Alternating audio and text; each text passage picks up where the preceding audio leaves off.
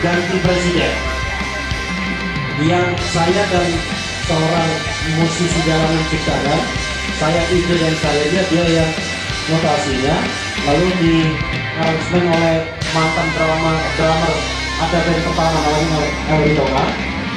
Kesuksesan itu pasti menanti. Anies dan Caimin sudah sehati. Amin. Kemenangan Pilpres sudahlah pasti.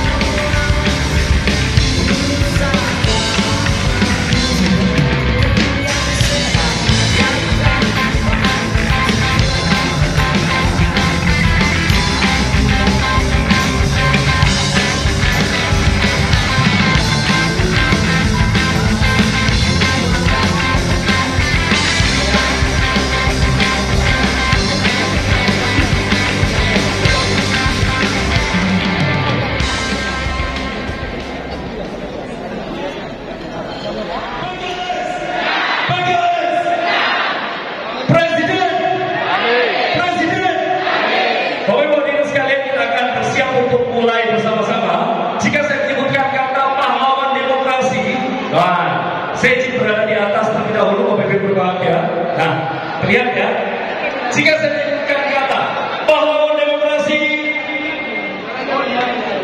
menang, ayo ada di depan Pak, menang menginspirasi, menang bermartabat. Kita coba bareng-bareng ya. Siapa? Yo, tangan kanannya tebalkan, tangan kanannya tebalkan. Jika saya menyebutkan kata pahlawan demokrasi menang menginspirasi, menang bermartabat. Kita coba bareng-bareng. Pahlawan demokrasi. Apa yang ku minta di setiap doa sepanjang hari, Tuhan tolong aku, tolong jaga dia. Tuhan aku sayang dia. Yuk jadi bersama.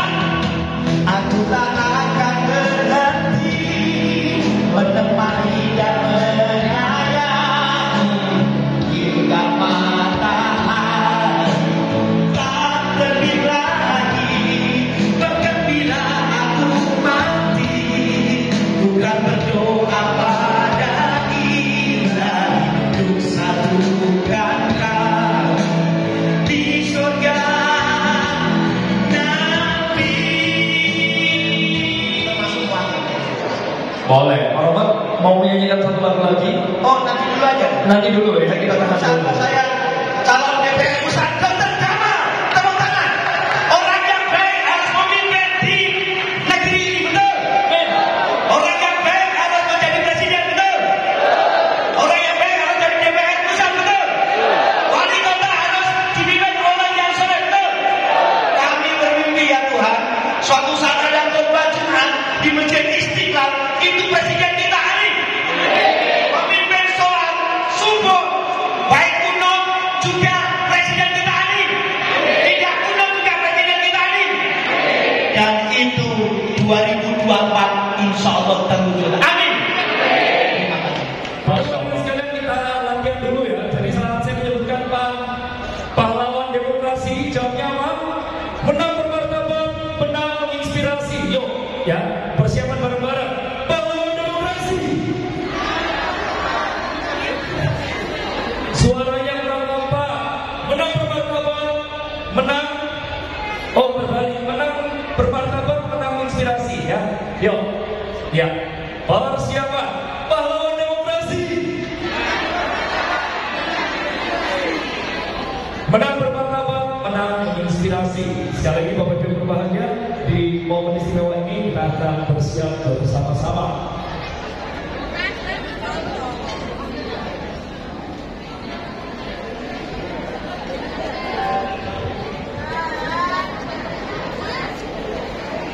Bapak Ibu jangan agama.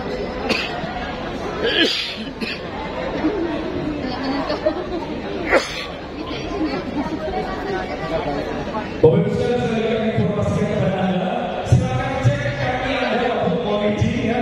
Pastikan kaki Bapak Ibu sekalian berada di belakang karpet merah. Sekali lagi Bapak Ibu sekalian, silakan dicek kaki Anda berada di bawah karpet merah.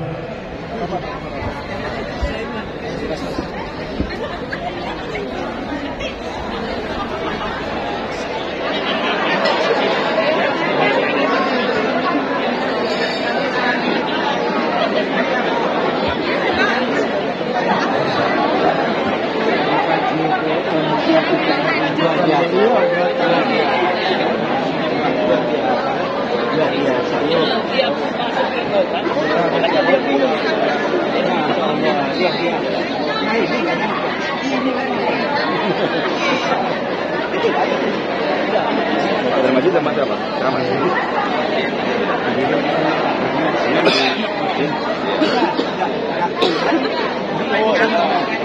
Bapak Ibu sekalian, silakan Anda bisa berada di garis merah. Saya sebenarnya dengan nenek.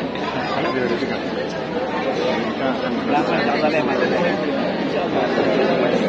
Sekali Bapak Ibu sekalian, mari kita bersiap bersama.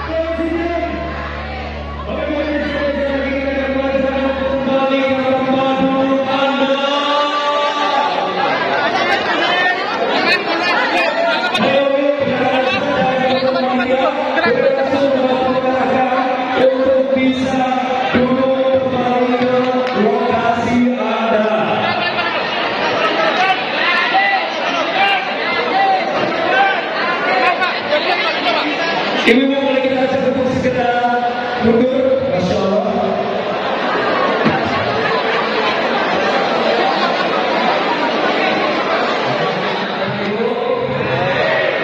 Siap sampai subuh? Pertama syukur kepada Allah yang memberikan kita kesehatan, usia muda sehingga bisa bergerak dengan lincah dan gesit. Dan sholawat serta salam kepada inspirator kita, teladan kita, Nabi Muhammad SAW.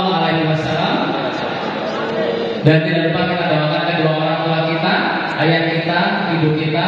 Semoga Allah mudahkan urusannya dan Allah jadikan kita anak-anak yang soleh yang bisa membawa kebaikan bagi kedua orang tua kita. Yang aminnya kencang, saya doakan hutangnya lunas.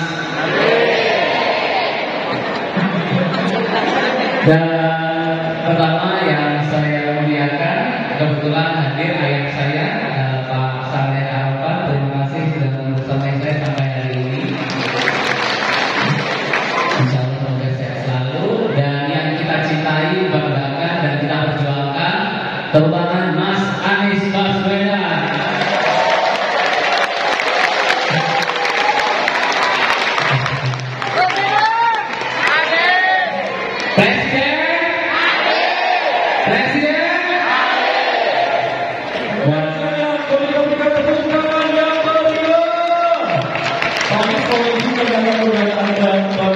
Bisa bergabung berada di depannya.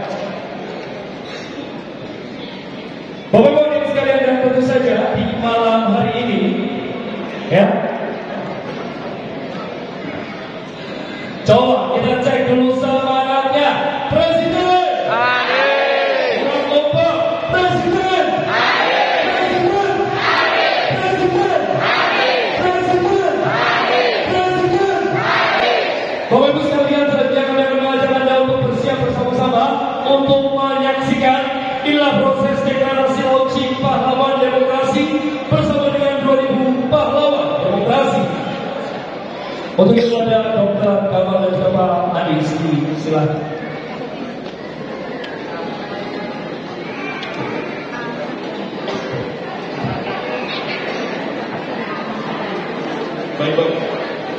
Baik Bapak Ibu, mohon izin untuk berdiri semuanya Bapak Ibu. Kami mohon untuk seluruh hadirin yang ada di sini untuk bisa berdiri. Kita akan melaksanakan ikrar dan komitmen bersama dalam pemenangan Dr. Kamal dan Bapak Anies Baswedan dalam rangka launching pahlawan demokrasi. Bismillahirrahmanirrahim. Mohon izin Bapak Ibu tidak perlu didudukkan, disimak dengan sesama. Bismillahirrahmanirrahim. Demi perjuangan dan perubahan untuk Indonesia lebih baik dengan memiliki pemimpin yang jujur, adil, bijaksana dan cerdas, kami pahlawan demokrasi dengan segenap hati dan jiwa yang untuk berkomitmen. 1. Jadi ada perubahan positif dalam masyarakat, mengedepankan integritas, transparansi, kejujuran, dan untuk mewujudkan pemilu yang bermartabat. 2.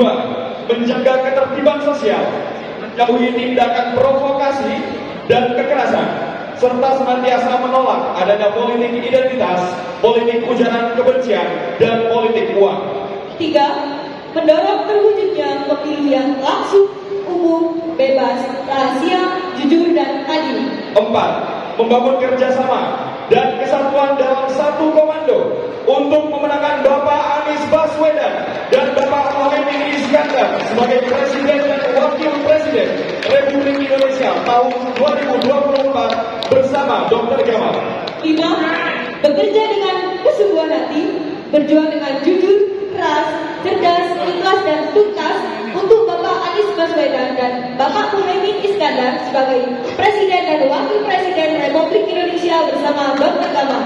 Dengan ikrar ini, kami bersama-sama mengangkat panji pahlawan demokrasi. Siap berjuang untuk kemajuan Indonesia dan meyakini bahwa demokrasi yang kokoh adalah fondasi dari keadilan dan kesejahteraan bagi seluruh rakyat Indonesia. Kami berikrar untuk itu semua dan Allah Subhanahu wa taala, Tuhan yang Maha Kuasa, menjadi saksi atas apa yang kami ucapkan. Pahlawan demokrasi. bermartabat, inspirasi. Menang bermartabat, menang menginspirasi. Pahlawan demokrasi. Menang bermartabat, menang menginspirasi. Kami persilakan kepada yang terhormat Dr. Gamal dan Bapak Anies Baswedan untuk menandatangani piagam yang telah tersedia di depan.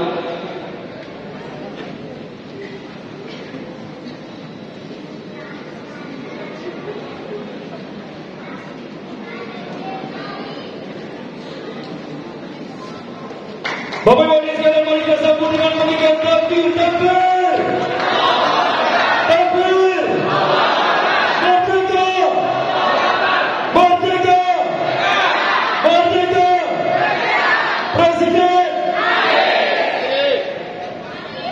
Bapak Ibu hadirin sekalian, yuk tangan-tangannya dikepalkan kita bareng-bareng ya. Kita ucapkan pahlawan demokrasi, menang bermartabat, menang menginspirasi. Pahlawan demokrasi. Pahlawan demokrasi. Pahlawan demokrasi.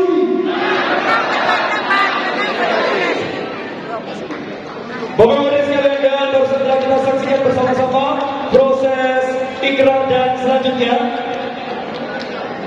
kami persilakan kepada Anda untuk bisa langsung kembali ke tempat duduk dan kita akan bersiap bersama-sama untuk mendengarkan inilah orasi yang akan langsung disampaikan oleh Bapak Anies Baswedan.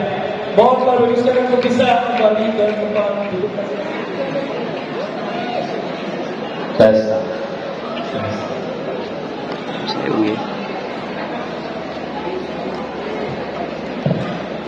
Assalamualaikum warahmatullahi wabarakatuh. Alhamdulillah wa syukurillah wala haula wala quwata illa billah. Rabbi shrah li sadri wa yassir li amri wahlul 'uqdatam min lisani yafqahu qawli. Allahumma shalli wa sallim wa barik ala sayyidina Muhammad wa ala alihi wa sahbihi ajma'in. Amma ba'du. Bapak-bapak, ibu-ibu, saudara-saudara semua yang semangatnya luar biasa besar di Malang ini, boleh tepuk tangan oleh semua di sini.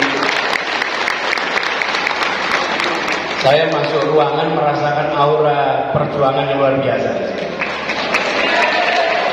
Insya Allah ini akan menyebar ke seluruh wilayah Malang ini. Yang saya hormati, yang saya banggakan, Dr. Gamal, tepuk tangan untuk Dr. Gamal.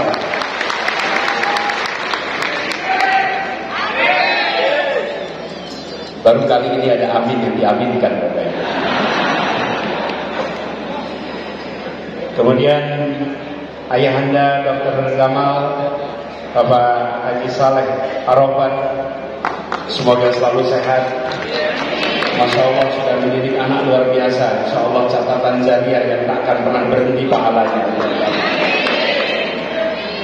Para pimpinan PKS Kota Malang, kemudian Ketua DPD Bapak Irfan Yuli, mana Pak Irfan Yuli? Pak Irfan Yuli, tepuk tangan untuk beliau. Wakil Ketua DPRD Kota Malang Pak Asmualik.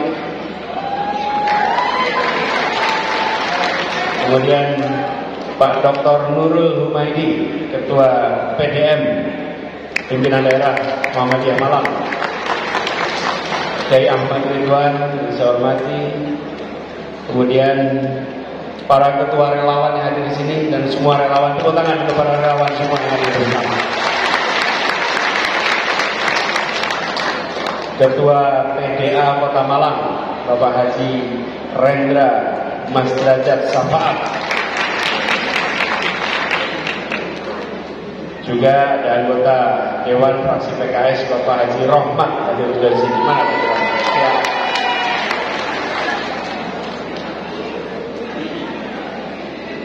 Wah, ini ada ex-manajer Arema di sini. Bapak Ali Rifki, mana Pak Ali? Oh ya, siap. Gak dapat kursi Pak. Ya.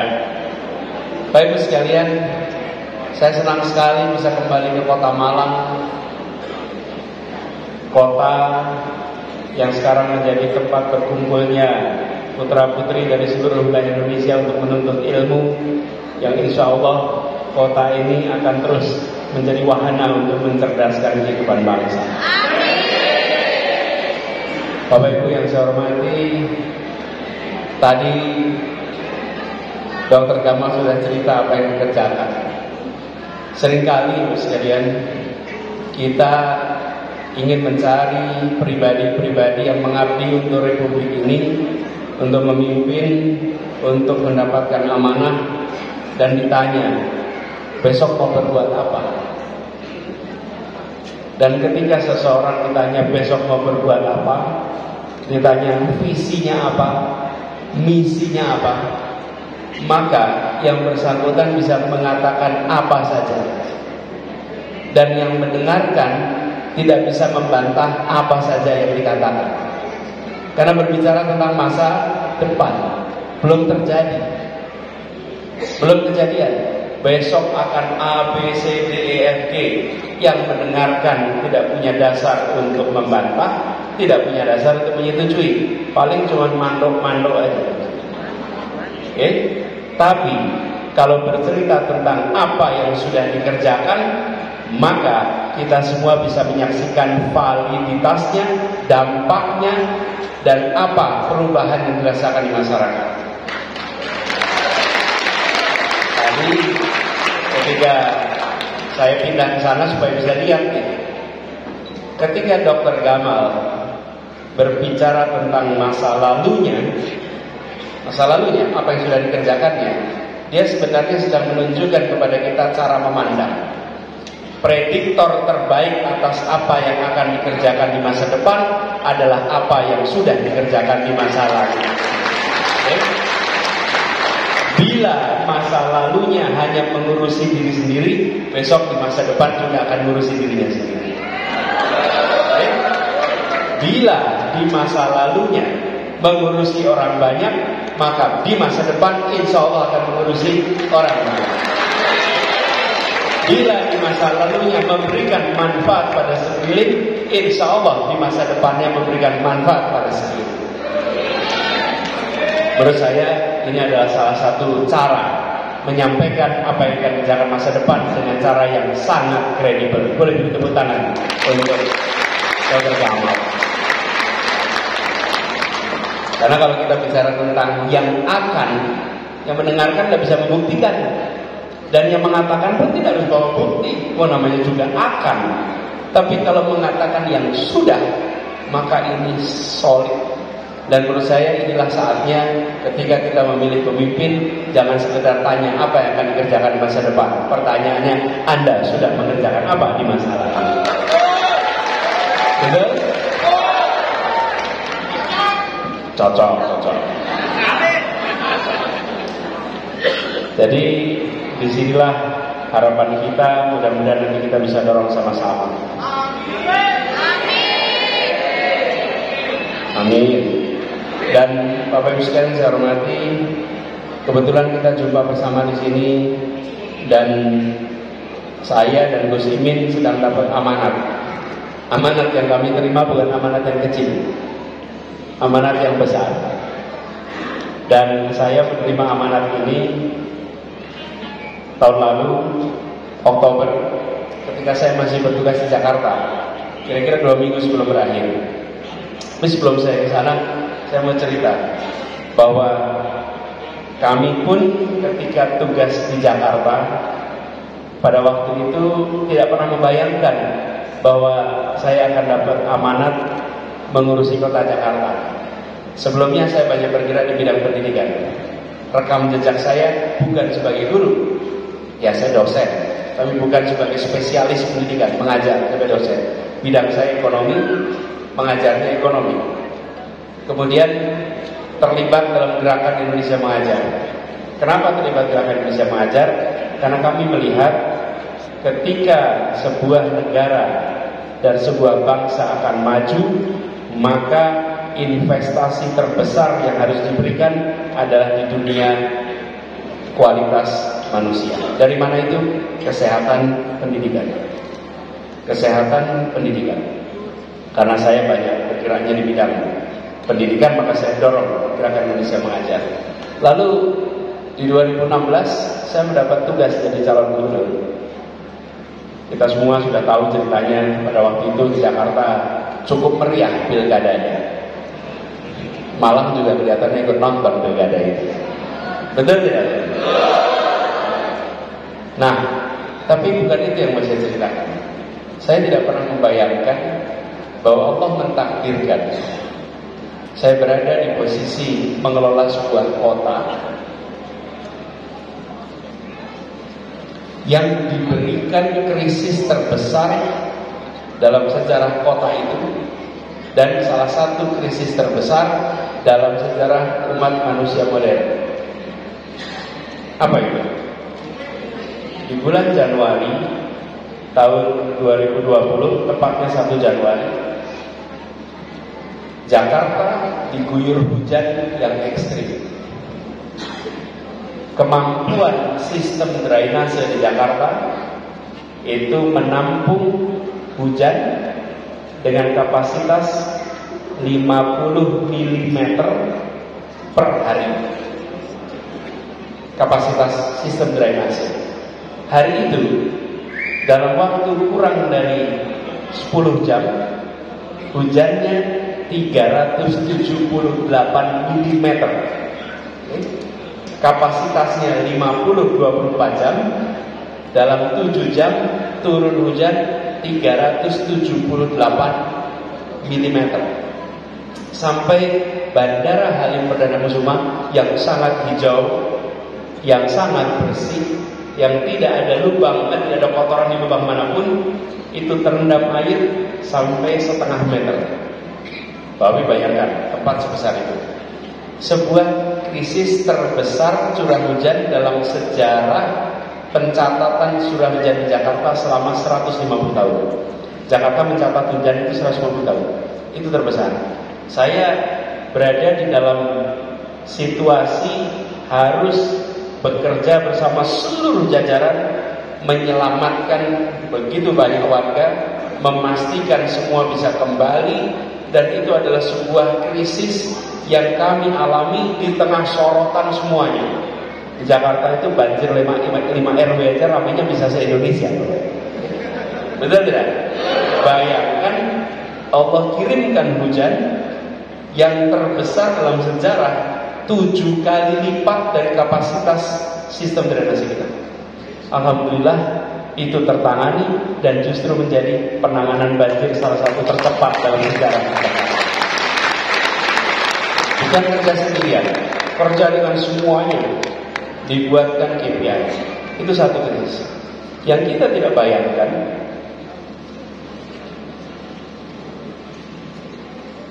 Tiga bulan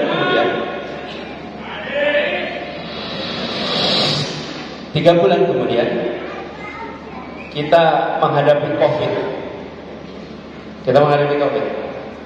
Dan menghadapi krisis ekonomi, krisis sosial, krisis kesehatan. Belum pernah Bapak sekalian saya bertugas di Jakarta. Kalau Jakarta ini, kalau gubernur itu ngurusinnya dari mulai ibu hamil sampai kuburan. Jadi kehidupannya itu dari mulai hamil sampai pemakaman. Itu misalnya gubernur. Dari mulai kampung padat kumuh sampai pencakar langit super mewah. Itu range ukurannya. Tidak pernah saya membayangkan datang seorang kepala dinas melaporkan, Pak Gubernur, areal makam yang kita miliki penuh. Pernah tidak terbayang? Areal yang tidak terbayang. Setiap jam 6 sore adalah waktu yang paling tidak nyaman buat saya. Karena di HP ini saya akan terima catatan berapa jumlah pemakaman hari ini. Itu tiap jam 6 sore. Cut off-nya jam 6 sore saya akan laporin. Angkanya 30, habis itu 50, habis itu 70, habis itu 120. Meningkat terus sampai 200-300 per hari di kota kami. Kenapa di kota kami? Karena di Jakarta penduduknya padat, penularan berlangsung dengan cepat, berbeda dengan tempat yang mungkin agak longgar dan lintas keluar masuk. Banyak ceritanya di sini. Tapi buat saya bukan soal itu sekalian saya ingin ceritakan. Saya ingin sampaikan bahwa saya tidak pernah berencana menjadi gubernur.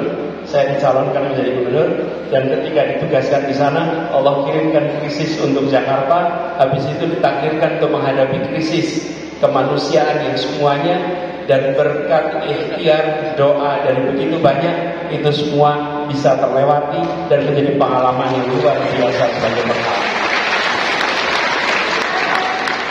Jadi bos sekalian, kita semua menyaksikan betapa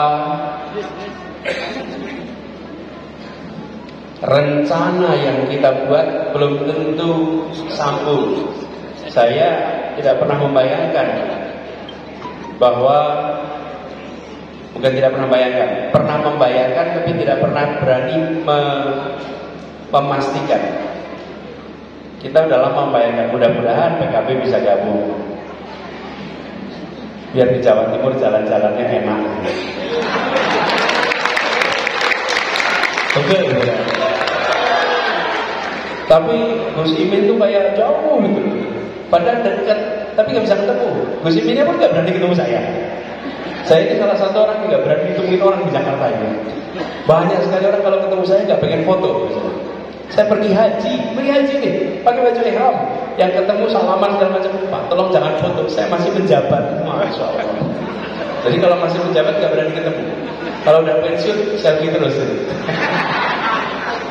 Nah, tapi lagi-lagi bulan lalu apa yang kita bayangkan, apa yang kita rencanakan, ternyata Allah punya rencana yang sempurna.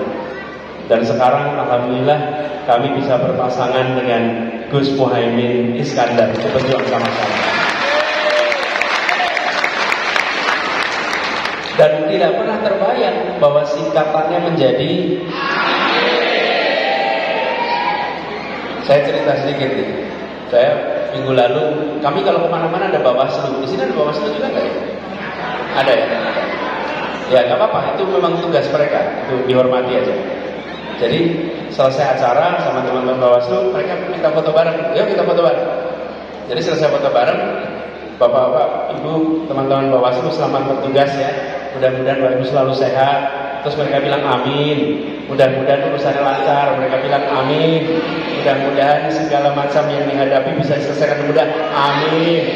Begitu selesai terus mereka bilang, kok kami jadi mengaminkan? Iya, jadi kalau sudah ada waladhdallin, nggak bisa diubah jadi qabul, nggak bisa. Nah, jadi sekalian saya hormati, saya ingin cerita pada semua, kita menghadapi situasi-situasi yang sering tidak terduga. Tapi dari pengalaman kami, doa dari orang-orang yang tidak pernah saya kenal, yang mengirimkan doanya tanpa saya tahu kepada apa yang kami kerjakan di Jakarta, telah membukakan jalan keluar dari arah yang tak terduga.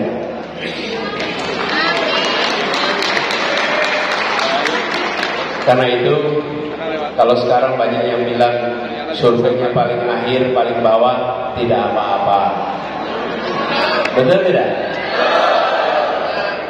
Kita hormati, bagaimanapun juga mereka sedang mencari nafkah. Jadi, tapi pengalaman kami di Jakarta, di Jakarta itu sampai seminggu, 2 minggu, seminggu sebelum pilkada, kita masih nomor pontok, sebelum pilkada seminggu. Kan kira-kira kalau seminggu ya jangan meleset-meleset sekali lah gitu ya. Apa terakhir? Begitu pilkada mulai, ternyata angkanya melampaui semua survei. Di putaran kedua, semua bilang kami akan kalah. Ternyata yang di seberang yang kalah.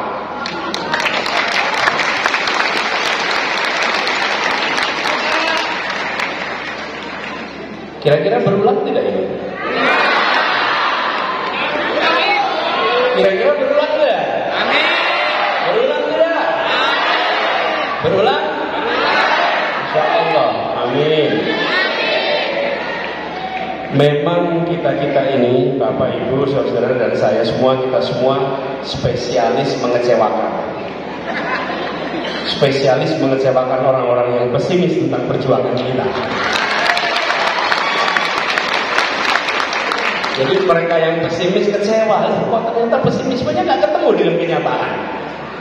Inilah perjuangan yang sedang kita hadapi. Nah, saya berharap kepada semuanya, mari kita jangkau, bukan hanya yang sudah sepemahaman, jangkau yang berbeda pemahaman. Nanti akan ada yang bilang, hati-hati Pak, itu radikal, itu ekstrim, apa lagi? Apapun, sebut nama saudara. Nah, Bapak Ibu sekalian, tolong jangan dibantah. Kalau dibilang itu anti minoritas, itu radikal, itu ekstrim, Bapak Ibu jawab aja, kelihatannya iya. Jangan dibantah, diiyakan saja. Kelihatannya memang iya tuh. Dan jamin yang lagi mengatakan pasti mikir, ini pakai kaos Anies kok malah bilang iya. Lalu teruskan satu lagi. Ada contohnya. Contoh radikalnya ada tidak? Contoh intoleransinya tidak? Ada tidak? Contoh diskriminasi ada tidak? Kalau tidak ada, batalkan tuduhan itu. Iya. Jadi jangan dibantah. Kalau dibantah, saling mencari A lawan B. Tapi kalau ditanya ada contohnya tidak? Begitu ditanya ada contohnya, insya Allah tidak ketemu contohnya. Dan habis itu diajak, dah lain kali jangan menilai pakai hoax. Saya kemana-mana selalu bilang gitu. Saya tidak minta Anda untuk menyukai saya. Saya tidak minta Anda untuk mendukung saya. Saya hanya minta satu, jangan menilai saya menggunakan kabar-kabar hoax. Itu aja. Lalu sekalian, ini adalah sebuah perjuangan yang tidak kecil, besar, tapi insya Allah ini akan bisa terasa ringan. Tadi apa yang dikerjakan oleh Dr. Gamal dan teman-teman para pahlawan demokrasi itu adalah sebuah cara yang sangat efektif untuk mengamankan amanat dari rakyat. Setiap satu suara adalah sebuah kepercayaan. Mencari suara itu penting, mengamankan suara itu juga amat penting. Karena itu tepuk tangan untuk para pahlawan demokrasi. Nah, Bapak sekalian yang kami hormati, saya berharap pada semua untuk galang konsolidasi dengan baik. Relawan ini seragamnya beda-beda, rompinya beda-beda, kaosnya beda-beda. Tapi biarlah latar belakang boleh beda-beda. Tujuan kita satu, sama, untuk dan kita ingin Indonesia yang memberikan kesempatan setara, Bapak Ibu. Tadi pas lagi masuk ke sini, kita desek-desekan mau foto, Bapak Ibu. Saya sering mengalami situasi itu.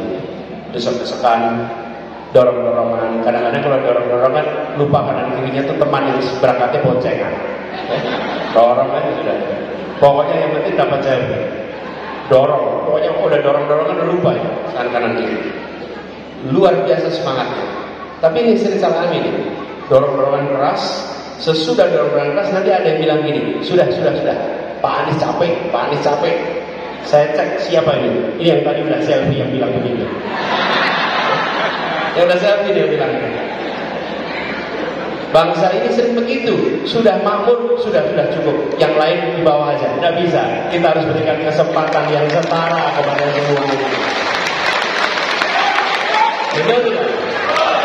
Jangan sampai karena udah dapat terus merasa udah cukup. Belum. Pendidikan tinggi ini saya beri contoh. Pendidikan tinggi itu mahal. Betul mahal. Ketika saya kuliah, saya bayar 97.000.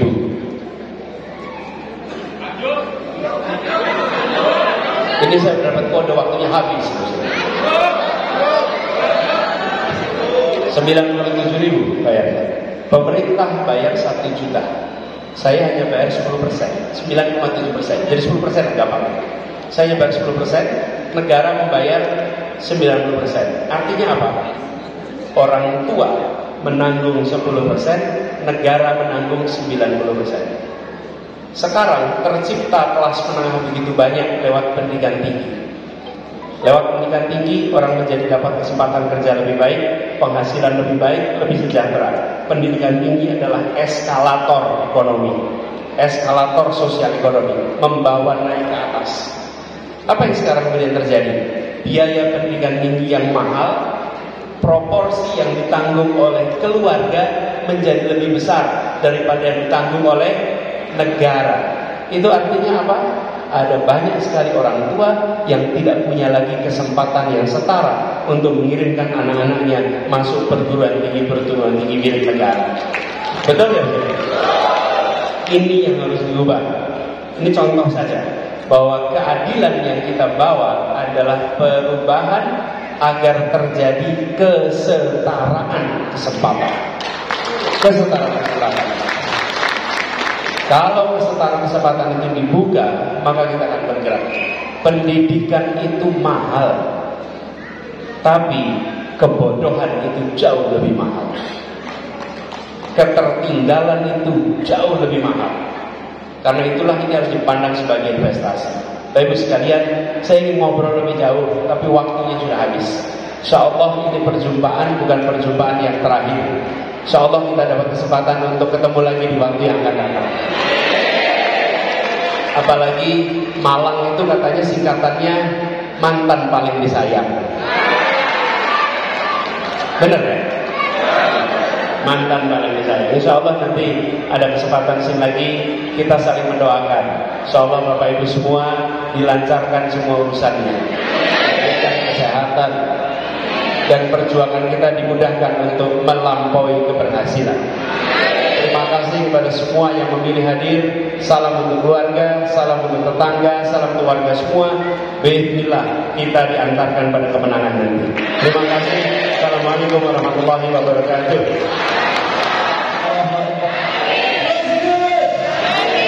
Dan mohon istimewa ini berbahagia.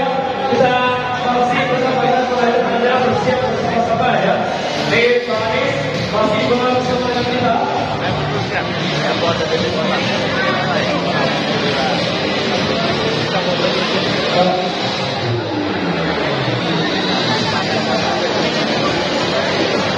Ya, dan kami semua sekalian ya.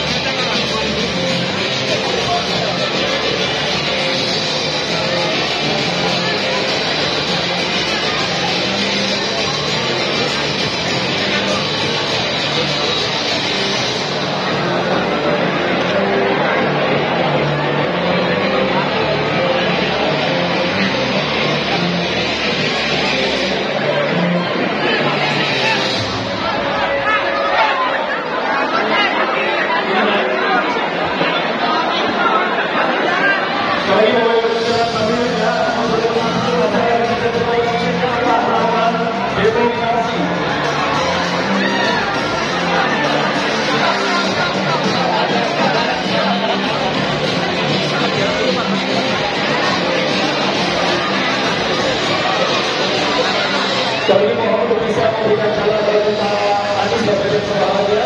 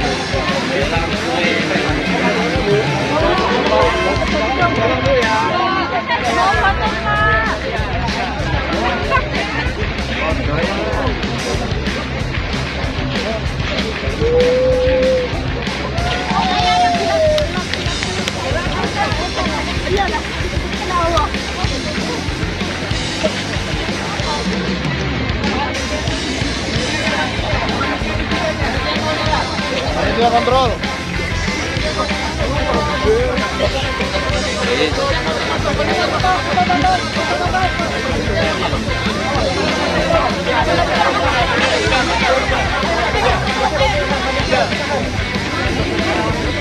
Enggak itu. Iya, waduh, marah.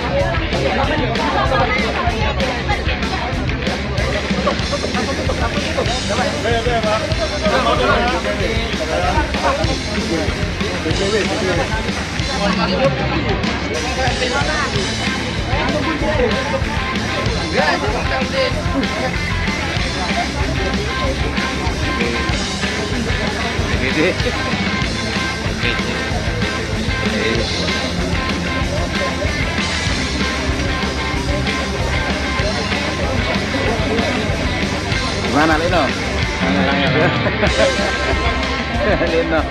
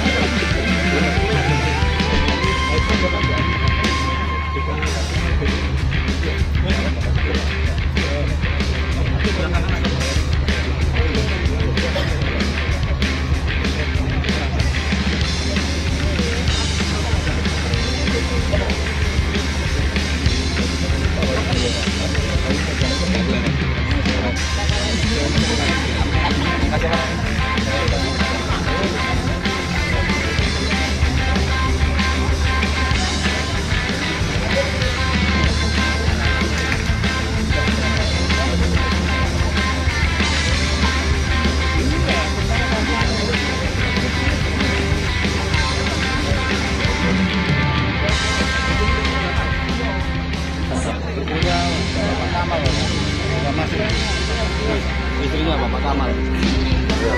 Kamal.